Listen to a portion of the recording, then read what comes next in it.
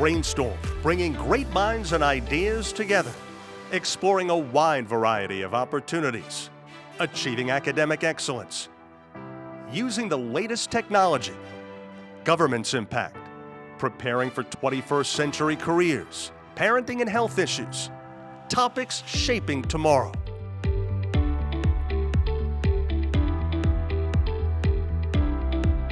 Brainstorm with Lisa Willever, bringing great minds and ideas together. Welcome to Brainstorm. I'm Lisa Willever, and today we're talking about dyslexia. Before we begin, let's learn a little bit more about our topic. For many parents, every small achievement from an infant's smile to the first stacked block is a milestone. But for some children, like those diagnosed with dyslexia, the milestones seem to be delayed. For many children who suffer from learning disabilities, they feel like they are always behind. And for some parents, there is anxiety surrounding school support programs. Sadly, though, without intervention, situations do not improve. Dyslexia is a struggle experienced by many and mistakenly connected to intelligence or effort. It has taken many years for society to understand that dyslexia is not an indicator of intelligence or effort. And now, thanks to early diagnosis and intervention, as well as support, dyslexia has become a much more manageable situation. So today we would like to welcome two very special guests. I have Nick Foley and Brenna Stampy, and you are here to talk about dyslexia. And I have to just point something out, very obvious to the viewers. You're much younger than my typical guest, which is a plus. And you're also experts, but for a different reason, not because you have a doctorate or a master's degree, but because you're both dyslexic. Yeah. So why don't we get right into it? Nick, there are probably so many people who don't even know what dyslexia actually is. They might think it has something with backwards or with reading. Can you explain to the viewers so that everybody can understand, what is dyslexia? So dyslexia is a difference when we are doing the same thing as other people. We use different parts of our brain. So when we're reading, we don't use the same part as a non-dyslexic, so it takes us a little longer for us to process the information and for us to understand all the information. So that's why sometimes we might not have the information click or understand it as well as everyone else, and that's why sometimes it's harder for us to read, write, spell, and do different things. Doesn't mean that we're dumb, it just means that we learn differently and we process information differently. I think that's such a great explanation because you also hit not just the reading, but the writing and the spelling, all the things that are visual, making those connections. So it's just a different way of processing information. So Brenna, when did you find out that you had dyslexia? Were you very young? Is it recent? When did you learn this? I actually found out I was dyslexic pretty late. I was going into my 8th grade year. Okay. I was tested throughout middle school and throughout elementary school, and I was diagnosed with visual processing disorder, auditory processing disorder, things that are included in a dyslexia diagnosis, but never the diagnosis of dyslexia. Really? Now, is it kind of a process of elimination, this diagnosis, where they keep going through? Like, it seems like they gave you one diagnosis and then you add on until you work your way to it? Well, my little sister got diagnosed, and then we tested for dyslexia for me because it is hereditary, and my dad has it too. Really? There is, yes. There is just a you get tested for it. It's not really like a process of elimination type thing. You can get tested in different, I don't even know. Well, at school, is this something with your pediatrician? Was it something at school? I got tested by an outside specialist because my school wasn't providing the testing for it. Okay. But now, how about you? What's your story here? I was diagnosed in 3rd grade after we realized that my sister was reading chapter books, and she could finish a chapter book in like a couple weeks, and I would still be on picture books. And I would get a book from the library and just put it in my bag and just find the one with the coolest cover and never read it. And I would only look at picture books, so that's when my parents were like, okay, there's something different. We went and got tested, and I was tested they found that I had dyslexia. Okay. So that's how I started with my tutoring and everything. Now, I know for most parents, when you get any kind of diagnosis for your own child, parents tend to freak out. Yeah. They get very upset and dive into all the information. And I notice kids kind of take things in stride. How did you feel when you got Brendan, we'll start with you. When you got the diagnosis, I mean, being that your father had it, and a sister. So was it something like, oh, okay, or were you upset? How did you handle that? I was actually really, really relieved because, Okay. you know, growing up, you're not processing things as well, you're reading slower, you think you're stupid. And when I finally got diagnosed, it was like, oh, there's an explanation. And, you know, you find other people, you find celebrities, and you find that your dad, who obviously you look up to, you know, has these same struggles that you do. So, like, you're not alone. I was so relieved. Was your father diagnosed as a child? He was diagnosed okay. in his 8th grade year, too. Really? Yes. Okay. And how about you? How was your mom and your family when you found out? Finally, when we, had a name behind everything, my mom and dad started doing research. And then, where we got tested was also, they were tutors, so we just went there. And I think my parents were also relieved because they were like, okay, well, there's a name and there's facts and there's things that we can do to help him. It's not like, oh, there's nothing we can do, you're done, you have to figure this out on your own. We had so many good resources we could go to. My mom immediately, to my grandma, she was a teacher, so she knew like different, like she worked with kids her whole life, so she would always help me with my works to make it easier. She did research, and I remember just being explained what dyslexia was. And I was like, oh, okay, now there is a name behind this. It's not like, oh, I'm dumb, I'm stupid, because before that I was like, why am I always being put right next to the teacher because I couldn't do anything that everyone else could do? Why can't I do this and other people can? So having that name behind it and finding out what was wrong, then I could finally just, brush off my shoulder and be like, okay, now I can find ways to live with it. I think that's amazing. And I hope I don't embarrass you, but I have copies of your bios. And I do want to read them. They're not very long, but I want to read them because there's something I picked up when I read them. So we'll start with you. And it says, my name is Brenna. I'm a junior at a public high school. I enjoy singing, songwriting, drawing, and painting. I'm excited to take 2 art classes this year, as well as AP language. I found writing and drawing to be a great creative outlet for me. I make time for it every day and plan to study visual arts in college. I'm not afraid to say the word dyslexia. In fact, I am grateful that dyslexia is a part of me. Because of it, I think differently, learn from an early age about hard work and self-advocacy. I've been recognized with numerous academic and character awards over the years, which is proof that a diagnosis of dyslexia doesn't need to hold you back. It can be your hidden superpower. That is amazing. I almost cried now because I'm a mom and I cry a lot. No, but it was very touching because you hit on so many things that you're not whispering dyslexia. You're saying, yes, I have this, and this is what it is, and this is how I handle it, and you're so successful. Now you ready for yours? Nick is 15 and in 10th grade. He found out he was dyslexic in 3rd grade and worked very hard at a tutoring program for several years to learn skills to help him read better. Nick uses assistive technology to help him in school. For example, he uses an iPad or an iPhone to listen to Learning Ally audiobooks, to dictate homework assignments, to study with apps like Quizlet. Nick likes to spend time with his family and friends. He is on his high school swim team and is also a lifeguard.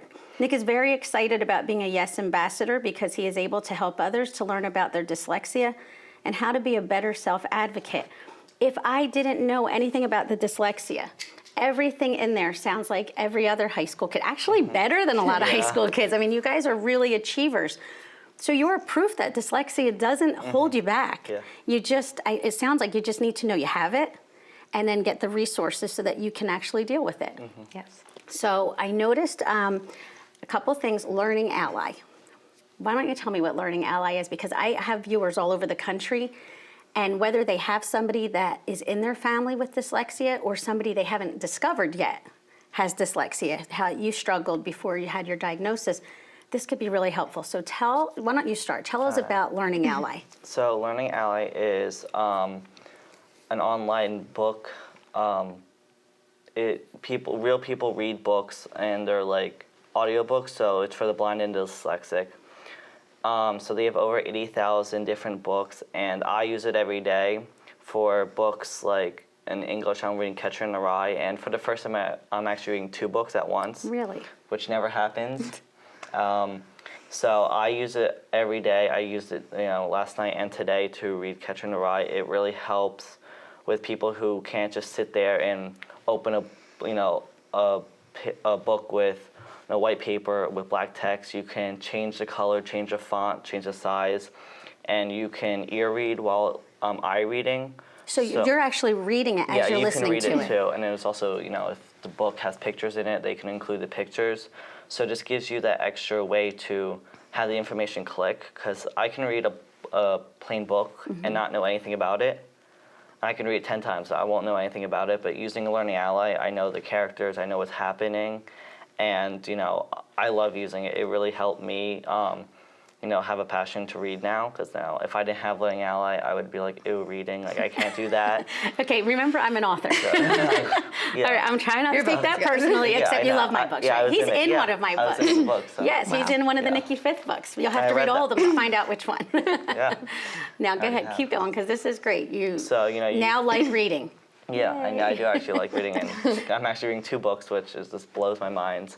And you can have it on your iPad or your iPhone. I have it on my laptop too. Okay. So I just plug in my headphones, I listen to it, and it really just helps with an extra way to have the information click in people who have learning differences brains, because we have that lack of we use a different part of our brain, so it just helps us have the information click. And well, let me ask you this. You always hear people say right brain and left brain. Yeah. And they always say, right brain is math and science, and left brain is more of your English and your arts. And, I always fell on if I had to categorize myself, the left brain. So I used to use that as an excuse. Like, I can't do that math. Yeah. I'm a left brain person. But really, when you think about it, I guess different parts of our brains do have certain functions, and you've found out a way around. It's almost like there's that obstacle, and you've found a way around it. It's a bump in the road, but... I love that. You're both so positive. This is awesome. So tell me about your experience. I really love Learning Ally because, as it said in my bio, I'm in AP Language right now, which... That is amazing. That's fantastic. It's a very hard class, and we have a huge textbook that's over 900 pages, and it's on Learning Ally, read by a real person, like actual... Your 900-page book is available. Yes. Wow. And I use all my textbooks for that too, so... Wow. We have to read like 20 pages a night, and it would literally take me 3.5 hours if I was eye reading it. And obviously, that's not good. It doesn't help with time management. No. I have other homework, and also I want to be drawing, painting, sketching. So it really cuts down the time, but it also helps you really... absorb the information. You probably enjoy it because you're not stressed. I would imagine this must reduce so much of the stress and frustration. It does. And sometimes I do, read along, but other times I'll listen to it like it's almost background music, and I'll be painting while I'm listening to my textbook. Well, I have to tell you, I'm so excited about everything you're telling me, and I know the viewers are going to love hearing all this. So we are going to take a very quick break, and we'll be right back with some more Brainstorm.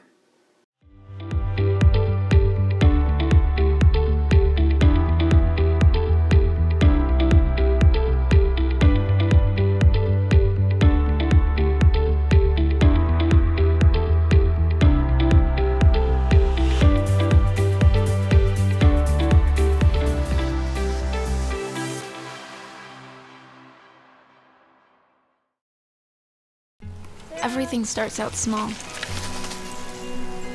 The things that hurt us, they all start from somewhere.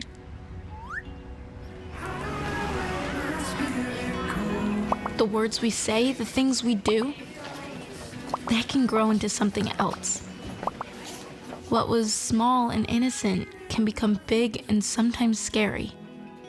All it takes is one comment, one picture, one video for something to catch fire. But a big problem doesn't need a big response. Not at first. Even if we don't know what to say, the eye emoji can be that first step we take. Let's all pledge to take that first small step together and change the world in a big way. I'm a witness, and so are you.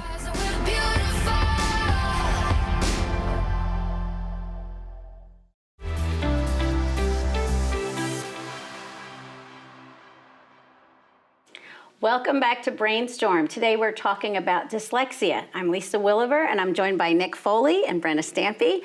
And we were just talking about Learning Ally, which is an organization that creates the audiobooks that allow you to get your work done in a half hour instead of 4 hours. And now you're reading 2 books at a time, which is amazing. So for dyslexia, audiobooks is a huge, vital factor in your success, correct? Okay, now I was looking on Learning Ally's website and I found some interesting numbers. Right now, over 13,000 schools use Learning Ally, and 287,000 plus registered students with almost 60 million pages read by students. So you guys are like making that ticker go up, you with your 2 books at a time, and almost 1 million hours. So they're really making a difference in the lives of people with dyslexia. But the one number that jumped out the most, 20% of students have dyslexia. So it's 1 in 5. That number blew my mind. That's true, 1 in 5. Now I have to tell you my background. Before I became an author, I was an elementary school teacher in an urban school. And I taught 4th grade. And my class would normally be over 30 students. So that would mean, theoretically, there would probably on average be 6 children in my class with dyslexia. But the sad thing is, I usually had about 6 to 8 non-readers in 4th grade who couldn't read. And now you look back and you think maybe it was dyslexia. And one of the problems we had was they moved from district to district so much that they never got to go through the student evaluation. But I now, when I was reading this material, I thought, I wonder how many students to this day are still not being diagnosed. So why don't you tell me, what should people look for if they have a student who might be struggling? Like you noticed your brother, was it, or your sister? My sister, yeah. Your sister was reading at a faster pace and accomplishing more at a certain age, so that might have been a sign for you. But what are some of the signs parents can look for? You want to start, Brenna? So dyslexia does show up different from each kid. You know, you could have a dyslexic student that doesn't like to talk in public, and then you could have another who excels at public speaking. So it's very hard, but I think a big thing is obviously, you know, difficulty with reading, you know, inability to remember and spell sight words, bad spelling for sure, and things like that. But you really should just get them tested as early as possible because it does look different. I know some of our Yes ambassadors, you know, are really great at math, and I am terrible at it. So it really does look different from kid to kid. So now you mentioned Yes Ambassador, which was my next question. Tell me about the Yes Ambassadors, because you are both Yes Ambassadors. So first of all, I love the fact that it's so positive. You know, it'd be awful if you were a No Ambassador. But you're Yes Ambassadors. Nick, tell me what a Yes Ambassador is. So Yes stands for Youth Examples of Self-Advocacy. So it's a student-to-students based, and we are mentors to younger students who are going through the same thing as we did. So it kind of just, you know, eases the pressure on them, so they don't have to go, like, if they have any questions about how did we, you know, what do we use to listen to our books? We say, like, Learning Ally, you know, we give them, they have any questions, we can answer them, we can help them. Just kind of like, it's easier for them once they're going through the evaluation and getting tested for dyslexia and stuff.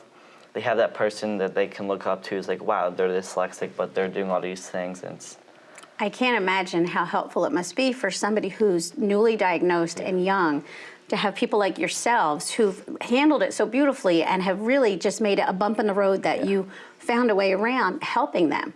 That's got to be so powerful for the kids, and I would imagine their parents, because I would think the whole community kind of rallies. So you're talking to students, but the parents might be also talking to each other and sharing tips. Now Learning Ally is nationwide, but the Yes program, where can you find that? What states? So it started in Colorado, and New Jersey was the first hub, but now it's spread to Utah, and oh my gosh, there's another one. Massachusetts, I read, and we're trying to spread to be nationwide. So Colorado, Utah, New Jersey, and Massachusetts right now. I think it would be wonderful. It was in all 50 states. I think that would be amazing. Is that probably the goal, I'm imagining? Yeah.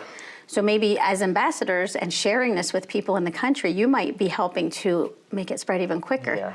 That would be wonderful. So Tell me about the kids that you meet. When you meet somebody who's newly diagnosed, how are they? Are they nervous? Do they think? I mean, were they thinking they were dumb and less intelligent than everybody prior to the diagnosis? So do they have that relief also? Probably. That's how I think me and you felt. Because like before I was diagnosed, I was just like, I would take me hours to do my homework. So that was like, I'm dumb, I'm stupid, can't do this. But now, like, we see these kids, they first come in, they're like really shy, and now they see all these kids with dyslexia, and they see it around them, and they're like, wow, I shouldn't, hide this. I think it really helps them with their confidence. So. Well, and I think not hiding it is so important. Like what you're doing, and you're saying, yeah, I have dyslexia. It's not a big deal because this is what I do. So go ahead. A story that's not mine, but it does break my heart. My little sister, when she was first told that she was dyslexic, her first words were, "Oh, I just thought I was stupid." And I feel like a lot of kids feel that way. Like growing up, all throughout middle school, I didn't have any accommodations. So I wasn't getting extra time. And I literally was failing, sixth grade math classes that should have been, at least manageable. Was it the numbers or was it the word problems? I mean, is it everything that's in print? For me, in math at least, it's mostly like I get really mixed up with like negatives and signs. I also definitely have a very hard time doing word problems because it is a processing thing. Well, I would imagine, and there's so many. I mean, I look at my youngest is in sixth grade, and so much of the math is all word problems. So this isn't just a reading and writing and spelling issue. It kind of goes into your science, your social studies, your math. It affects everything. Now, do schools make special accommodations? How do they respond? Because if it's 1 in 5 students, that's potentially a huge portion of a student body. So how does that work? So every kid is different, but me personally, I have a 504 plan, which allows you to have in-class accommodations. So I get things like no Scantron tests, which actually surprisingly boosts grades up a lot for me. Okay. Because I'll transfer answers from a paper onto a Scantron completely wrong. What do they do in place of a Scantron? I just write on the test. Really? Okay. And then the teacher will either grade it on the test or transfer it over themselves. I get extra time, preferential seating, so I can stay focused, things like that. And you really just have to test things and see what works for the kids. Obviously, I use audiobooks in my English classes. And, trial and error. If one thing isn't working out for a kid, then change it and try something else.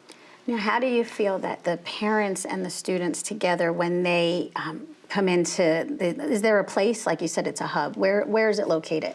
In Princeton. Okay, so it's in Princeton, New Jersey, so somebody shows up. When they first go there, it's after they've been tested, I assume, so they've got the diagnosis.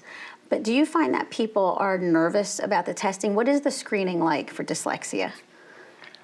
I was really young when I did it, so I only have like so many memories of it. I think it was just a lot of papers and a lot of like writing down, reading, telling the person who's testing me what I just read and stuff. Do you remember? So I was older, right? You were I was 13, but it was, I wouldn't say stressful, but it was long. We had a break. We went and got lunch in between. That was my favorite part. You could take lunch in the middle. We did too. And it was just kind of like a very standardized test. I sat in a room across from a teacher. I don't even remember who exactly tested me, but it was just a lot of reading and then telling the person who's testing you what you read. It was a lot of comprehension. So now, what advice would you give to a young child who's recently diagnosed in like one sentence? What would you give them for advice? Knowledge is power. I love that. That's as much as you can learn. Okay, so, and don't shy away from it. Like you said, I'm not embarrassed to say it. This is what I have. How about you? Educate yourself. Okay. So you just know. Just find everything that will help you with dyslexia, and just find what will work and what doesn't work, and just take advantage of it because it's a gift. What a great way. I mean, you're gonna make me cry. Okay, so we're gonna play a game called Brainstorm because we're too lazy to think of a new name. So we are going to use this basketball. It's not my son's garbage can, it's a net. And we are gonna go over 8 different facts or non-facts about dyslexia. If I give you the first idea and you like it, in the tradition of brainstorming, we'll keep it. If you don't like it, you get to ball it up and take turns shooting some baskets. What if we miss? And because you're a swimmer and an artist, this is going to work out great. Okay. Eye-hand coordination is not our strong Perfect. suit. This is just going to be even more fun. Idea number 1, Learning Ally helps children with reading-related learning disabilities and visual impairments to reach their full potential. Sounds good to me. Sounds good. We're in agreement. Okay, we'll keep it. This is how Someone's brainstorming angry. works. Number 2, children who read and learn differently can reach their full potential. Yes. Very good. Idea number 3, dyslexia is just an excuse to do less work. No. Who wants the honors? Ladies first. Ladies first. There you go. Make it a good one. Time. You want help? If I miss, will it be embarrassing? Ah, so close. Here you go. Try it again. I didn't see that. Wow, there you go. I think I would Okay. edit it. Idea 4. All students should have an equal opportunity to learn. Yep. Yes, in agreement. Okay. Number 5. Dyslexic students cannot go to college. No. That's silly, isn't it? Yes. But I have heard people who thought that. So what you're doing today by balling this up and throwing it and making the basket, no pressure. Yeah. Yeah, you're busting that myth. There you go. You got it? All right, that was powerful. That was, wow. Number 6, dyslexia is a barrier to educational success. There you go. You got this. Thank you. Look at that arc. Okay, a nice arc. That's very good. Number 7, are you ready? Dyslexia can make students even more creative and adaptable. Yes. I agree with that. Very good. And number 8, dyslexia affects a person's ability to understand things.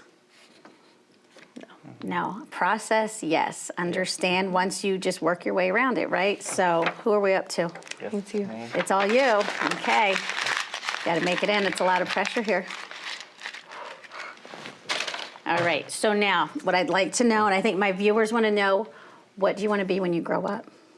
I'm not quite sure yet, but I do want to go into the visual arts in college. I really love drawing, painting, so anything visual Very and good. creative. Very good. Well, and you know what? I think, as you said, this brought out a lot of your creative sides. I think the adaptability and the resilience, that's wonderful. How about you? What do you want to be? I'm also not sure yet, but I think I want to go into business. Very good. So. Very good. And do you think at that point when you get to college, do colleges, do they make accommodations? Do you know that? That's wonderful. So then you can just go right into whatever you want to do, no differences at all. Yep. Well, I have to tell you, I think what you did today, I think you're very brave. But I don't even think, you don't seem brave because you're just so nonchalant Just about our- everything. just our life, you know, This we is live just your every life. day. Absolutely. One word of advice for students. Oh. Rapid fire, one word. Don't give up. Don't give up. Okay. A couple words. All right, Nick, what do you got? Oh my God. Oh, it's on the tip of my tongue. You want help? Yeah. Persevere. Persevere. Yes. Excellent. I want to thank everybody for watching Brainstorm, and I want to thank Nick and Brenna, and we'll be back next time with another episode.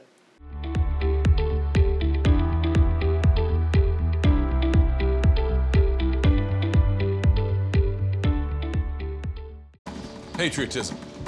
It inspires passionate debate. It's worn like a badge of honor with good reason, because it means love and devotion for one's country. But what really makes up this country of ours? It's the people. To love America is to love all Americans. This year, patriotism shouldn't just be about pride of country. It should be about love. Love beyond age, sexuality, disability, race, religion, and other labels. Because love has no labels. They call me Maxie, but I prefer tripod. I was your above-average four-legged homie, and then wham, bam, minivan. Some people pity me. Now that's lame. I still run, fetch, and swim. And the ladies love me. I'm the ultimate wingman. Just don't ask me to high five.